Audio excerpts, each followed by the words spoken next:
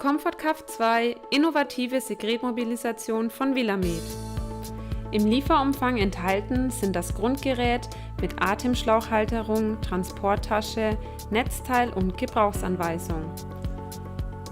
Mit enthalten ist ein Standard-Patienten-Schlauchsystem inklusive Bakterienfilter und Atemmaske für Erwachsene.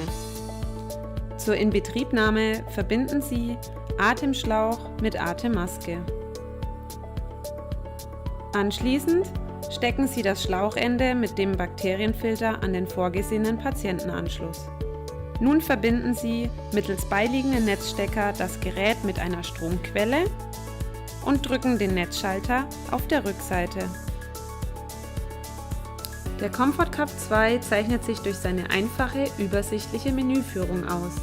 Praktisch ist die Preset-Funktion, mit der Sie bis zu 9 unterschiedliche Voreinstellungen Ihrer Therapiedaten für alle Betriebsmodi speichern können.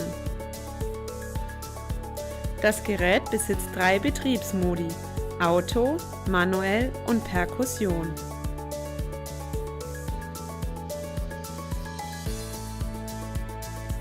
Die Druckanzeige erfolgt im automatischen und manuellen Modus als Balken oder Graph.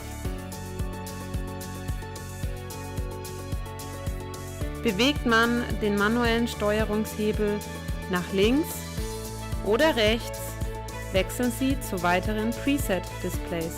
Neu gegenüber dem Vorgängermodell ist die zusätzliche Oszillationseinstellung.